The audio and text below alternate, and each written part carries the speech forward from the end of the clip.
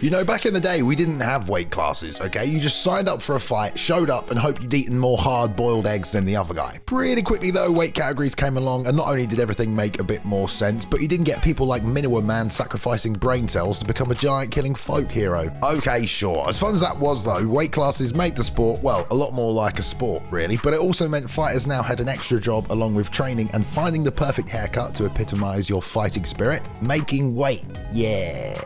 And boy, does that go well sometimes. Apart from now everyone basically being required to dehydrate then rehydrate themselves just hours before a fight, it also meant fights could be cancelled. 218 pounds, the official weight for William Knight. That is 12 pounds over the light heavyweight limit. Percentages of your purse could be given to your opponent, and if you fucked up badly enough, you might just get kicked out of the promotion. So out of all the illustrious UFC weight classes, which one has had the most fuck-ups? Who's not been counting their macros, or maybe snuck an extra portion of tiramisu? Well, don't worry, I have actually done that research for you, and may I present the UFC weight classes that have missed weight the most. Oh, also a quick disclaimer as well. Obviously there's 12 UFC weight classes, but they haven't all been around as long as each other. So in order to keep this as fair as possible, we're only counting weight misses from UFC 216. Why? Well, because that card had the first ever women's flyweight fight on it. Mara Romero Barella versus Kalindra Faria. Thank you, ladies. I've also taken note of exactly how many fights there have been per weight class since then, so we get a better idea of just which weight class has been on the Johnny Hendricks diet. But don't worry, that does mean I still went through over 2,500 fights. So,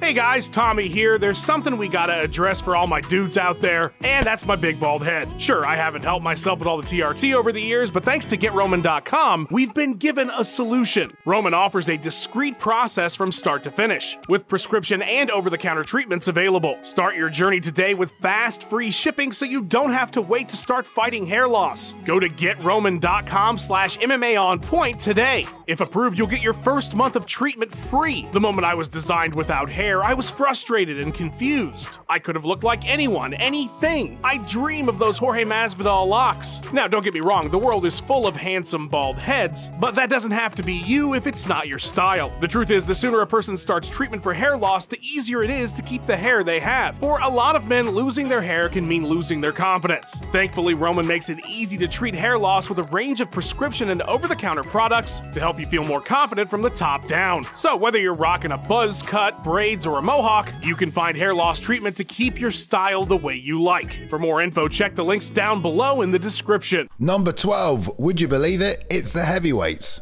Yeah, I know, and you know what? I'm actually quite surprised. Okay, well, not that surprised, because when it first happened pretty much exactly a year ago, the MMA media put the news up everywhere that it was the first time in history someone had missed weight at heavyweight. So going into the research, I mean, I knew there couldn't be many. In fact, the only two people in history to miss weight at heavyweight in the UFC are Justin Taffer, when he first round head kicked Harry Hunsucker, and Beast Boy himself, Chris Barnett. 267.5, the official weight for Chris Barnett. Yeah, that's a guy who knows how to fight for his right to party, am I right? Either way, the point is, isn't it quite surprising considering there have been heavyweights who walked around way over the 265 limit? 320 pounds, ladies and gentlemen. People like Brock Lesnar, Shane Carwin, freaking Derek Lewis, obviously DC, I'm kidding, we'll get to him later. But that's it, two heavyweights in the entire history of the division have missed weight for a total combined 2.5 pounds. Round of applause, gentlemen, that's just 0.96 of you who couldn't make weight. I'm actually pretty impressed. Number 11, the middleweight division.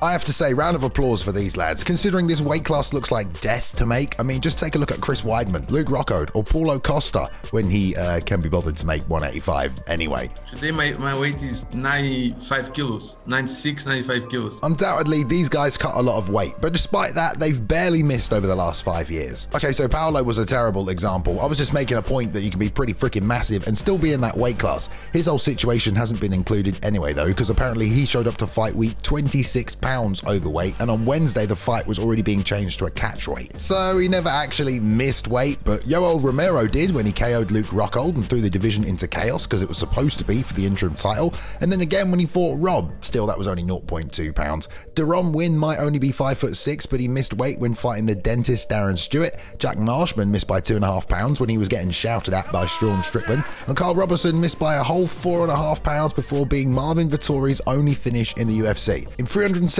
fights, only 7 guys missed weight with a combined 17.1 pounds. That's just 2.2% of them, which I have to say is pretty damn good. Number 10, it's the other big boys, light heavyweight. Don't know about you, but again, this seems a bit surprising, especially because that's a lot of weight for some guys to cut. I mean, how much does John Jones shed? What about Anthony Johnson when he finally got his under control? And yeah, DC, tell me about that cake and chicken, man. And no, I didn't factor in that 0.2 pounds. He technically made that weight. But you know who didn't? A couple of people, actually. Kidson Abreu had been the Brave CF light heavyweight champion, but he failed to make weight in his UFC 205 debut, missing by 3 lovely pounds. OSP, someone who never seemed to have trouble making weight, missed by 1.5 pounds when he fought Jamal Hill. There was also Maxim Grisham, who missed by 4.5 pounds when he went up against Dustin Jacoby. But really, it was William Knight who let the whole team down, missing by the most weight in UFC history, a whopping 12 pounds when he took on Maxim just 2 weeks after he fought Jacoby. Man, Max must have been pissed. He cuts weight twice in 2 weeks and Will misses by a whole stone. Either way, in 200 fights, just 6 of the big boys have missed the mark. It's a total of 24.1 pounds for the slightly smaller heavyweights, just 3% of all people. Number 9, welter, you believe it or not, it's welterweight. Some people probably would have put this at number 1, considering the amount of coverage weight misses at this weight class seem to get. Rumble back in the day, the debacle of the Johnny Hendricks endgame career, but unfortunately, like I said, we are only counting from when all 12 weight classes were in the UFC for this one, so they don't count, I'm afraid. And so in actuality, these 170s haven't done too bad a job of making weight. I think it helps a bunch of these guys came up from 155, which I'm sure makes things easier. Don't ask me how Usman even makes weight. I used to think Tyron Woodley was a big guy for the division. Usman looked like his big brother. And there are a few repeat offenders once you start looking into the division. Cole Williams missed by a whopping 5 pounds in his UFC debut before getting submitted in the first round, and then he missed again by 4.5 pounds in his next fight against Jason Witt after being out for a year.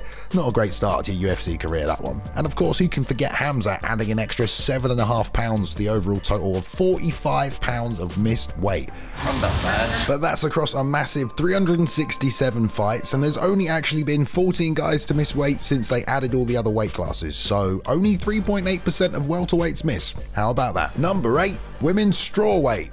Actually quite surprising to see the lightest weight class in the UFC not a little higher up, but I suppose after 125 came in, that probably helped a lot. Basically, it would have acted like 165 would do to lightweight, just giving those struggling another 10 pounds to go up. But since that weight class came in, there's still been a bunch of ladies making the cut down to strawweight, and some people have missed the mark big time. Sarah Froter almost didn't get to make her UFC debut at UFC Fortaleza, and she walked onto the scale 7 pounds over the limit. Her opponent got a hefty 40% of her purse as a result. Cynthia Calvillo has also had a few problems hitting 115. Her opponent Jojo missed weight before 125 was introduced back in 2017, but then the following year Cynthia missed by 2 pounds, and then again just a few months later, this time by 4.5 pounds. 120.5. She eventually moved up to 125, where her first opponent, Jessica Ai, she missed weight as well. Blimey. Still though, out of 177 strawweight fights, only 7 of them actually missed weight. So that's just 3.9% of the entire division. Decent job, I'd say. Number 7, it's the bantamweights. Considering they are smack bang in the middle of 2 weight classes, I'd say it's not too surprising bantamweights have been keeping their shit together, more or less anyway. That's not to say they don't miss weight though. The most recent high profile fight was probably Rob Font versus Chito Vera, and despite missing by 2.5 pounds and looking a bit like the ghost of Christmas past, he seemed fine to throw over 500 strikes that night, even if Chito did walk through them like the Terminator. Draco Rodriguez won the Contender Series but missed weight in his debut against Faraz Sahabi's brother Ayman by 4.5 pounds. He also got knocked out, lost his next UFC fight, and then got cut from the promotion. My boy Adrian Yanez put a beating on Tony Kelly for missing weight in Austin, and for being an arsehole as well, of course. Alpha Male Contender Series kid Benito Lopez pulled out of his Ricky Simone fight after weight cut complications, picked up a win, and then after a 3-year layoff came back and missed weight again, this time by 2.5 pounds. Still, overall, they've done a pretty good job, I'd say. In the last 309 fights, there's been a combined total of 40.25 pounds missed, but that's come from only 19 guys, which means about 6.1% of bantamweights are missing weight. Number 6, the featherweight division. I guess considering they say the lightweight division is the average guy-sized weight class, it only makes sense that at 145 you get a bunch of those dudes really trying to drain themselves as much as possible to get down to 145. I guess it's also because it's like the popular place to reinvent your career after a few losses at lightweight, but as the likes of Charles Oliveira, Anthony Pettis, and even Jared Gordon found out, cutting to 145 isn't exactly easy. Official weight 150 pounds for Jared Gordon. Even massive guys like current lightweight prospect Grant Dawson have tried to make it down there. He missed by 3.5 pounds against Derek Minner.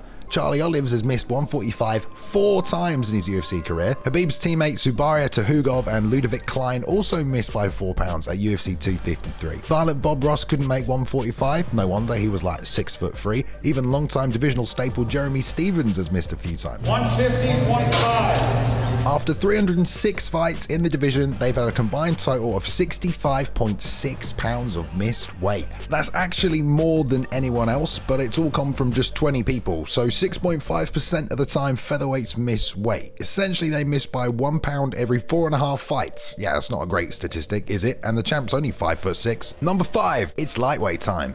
Well, considering the amount of lightweight fights there are in the UFC and seeing as how that division has basically gotten the most press over the last 5 years, I'm sure you probably already felt like these guys wouldn't be anywhere near the very top of this list. 155 has always been hard to make anyway, as it's 15 pounds away from the next division, hence why everyone's been banging on about that 165 weight class for so long. Kevin Lee's been an advocate for that division, and he does factor in here, not surprising as he has missed the limit a few times though. 1 pound over against Edson Barbosa and 2.5 pounds over against Charles Oliveira.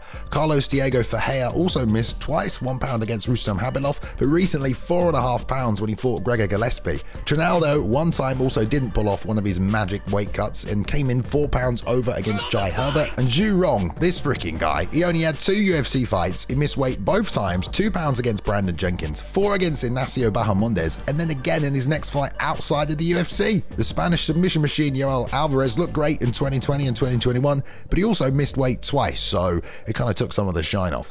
159.5, the official weight for Joel Alvarez. There's been 353 lightweight fights with a combined total of 51.75 pounds of missed weight. There's been 24 guys miss weight since UFC 216, so in the last 5 years, that's 6.8% of all fights at 155. Number 4 is women's featherweight. Well, I have to say this isn't too surprising. I mean, not only is it basically women's heavyweight, well, at least in the UFC, so it does make sense they would miss weight the least out of all the women's divisions. But there's also only actually been 23 featherweight fights in the history of the UFC. And there's only 2 people to point the fingers at in this case. Macy Chiasson, who missed weight making her featherweight debut after successfully making bantamweight 6 times in a row. And how that happens, I don't even know. She made it the second time around, but guess what? Her opponent Norma Dumont didn't. Yeah, she only missed by half a pound though. Still counts, I guess, but that does mean that 8.7% of the time, apparently, featherweights miss weight. Well done most of you though. I'm sure Dana doesn't regret making that weight class now. Number 3, women's flyweight. Well, yeah, despite being a weight class that was supposed to help people actually make weight and have a division to fight in, surprise, surprise, it's made it all the way up this list because apparently it's not easy to make flyweight. Rather than having a bunch of 115 girls no longer having to cut weight, it kind of went in the opposite direction, and now there's a bunch of bantamweights who've tried and failed to cut down to 125. Jessica Ai, for example, had 7 fights at 135 in the UFC before switching to flyweight, where she missed in back-to-back fights, first 6 pounds over against Viviane Araújo and then against Cynthia Calvillo. Former title challenger Jennifer Maia also missed in back-to-back fights, 3 pounds against Roxanne Modafferi, then 1.2 pounds against Caitlin Chookagian just a few months later. Wu Yanan missed by 3 pounds, so did Priscilla Cachoeira. Even the aforementioned Caitlin Chookagian's missed a few times, most recently just gone at UFC 280. All in all, the 125 women's division has been entertaining, of course, but it's been kind of a mockery to the idea that it would be easier for some people to make weight. In 175 fights, they've missed by a total of 42.15 pounds. But it came from 18 different people, which means basically 10.2% of the time, girls are missing weight at flyweight. Number 2 is women's bantamweight. Well, blimey, I guess based on these 2 being at the top, it's only further evidence that weight cuts are harder for women. That's what they say anyway. Either that or they just suck at it, I guess. I don't know. I mean, it's not like the UFC actually need a bunch of featherweights, right? You'd think some of these girls would move up a weight class. Hey, you'll probably get a title shot if you can get 2 wins. Some of the biggest blunders were Betch Gahea missing by 5 pounds when she fought Irene Aldana. 141. Who herself missed by 3.5 pounds at UFC 264. Vanessa Mello fought Aldana and she missed by 4 pounds, then just 2 fights later she missed again against Carl Rosa, this time by 5 pounds. To be honest, there's also been girls like Norma Dumont who obviously weren't getting a lot of fights at featherweight, so decided to make the cut and just weren't able to. She missed by 3.5 pounds against Ashley Evans Smith. So is it because girls know featherweight is dead and they try and get to bantamweight, or is it genuinely just harder to make that weight cut? Also, there's another big factor here that I haven't mentioned. There's only been 90 women's bantamweight fights since all 12 weight classes have been around, and they've missed a total of 32 pounds of weight between 11 of them. I mean, that's basically 1 pound every 3 fights, and 12.2% of the time, it all ends in tears. Number 1, not the biggest loser, it's men's flyweight. Same logic applies here really. These guys are at the very top and it's the lightest weight class for men in the UFC. And we've definitely seen a few guys really suck themselves down to make that weight. In fact, considering there haven't really been that many 125 fights, it's kind of surprising they are up this high. Obviously, any Davison-Figueiredo fight week, we all have bated breath when he steps on the scales because you half expect him to not make the weight, and he's the bloody champion. The Starboy Manel Cape only went and bloody missed weight as well in his UFC debut, didn't he? 3 pounds. And Ray Borg has missed weight 4 times in the UFC. 3 times at flyweight, once at 135. Jake Hadley missed weight in his Contender Series fight, which doesn't technically count, but his most recent opponent, Carlos Candario, missed by 2 pounds, and that certainly does. Ryan Benoit also missed weight twice in a row back in 2013, and once again by 3 pounds, this time when he fought Ashkan Mokhtarin in 2017. Ironically, that was his last win in the division. Either way, out of just 125 fights, 16 flyweights failed to hit the mark, meaning we have a winner. 12.8% of the time, flyweights don't make weight. Yeah, I said it. As if Dana needed another reason to get rid of the division, eh? Better thank the gods for the Moreno-Figgy quadrilogy. So there you have it. Science! Actually, this was way more math than anything. All in all, there were 2,650 fights from the time of this recording across all the UFC weight classes, stretching back to 2017 when the latest weight class was introduced. And that's 146 people that missed weight, so that's 5.5% of all fights someone missed weight. Which, to be fair, is a lot less than you would think. Based on all the high-profile instances we seem to find in the sport, it's not actually as common as you might believe. Does that not mean it's still ludicrous? Obviously it is, and there are serious health defects that could cause things to happen that this sport isn't quite ready for. So don't let the number deceive you. It's still a serious problem that needs solving sooner rather than later. Okay, there's only one man who we could trust to edit all this together. The boy Luke Taylor. Wouldn't catch him making weight. He eats far too much porridge. Show him some support by following him at cooltome_. Ben Rosette did the music in the intro and he legally floats on air, so don't worry about him making weight anytime soon. You can find more of his music at Ben Rosette on Spotify. So did any of these weight classes surprise you? Has this all just been pointless? Please don't say that. You have no idea how long this research took. Let us know in the comments down below. Give us a thumbs up if it was all worth it to you, and if you want to see more, do subscribe, won't you? I've been Balian. I'll see you in the next one, guys.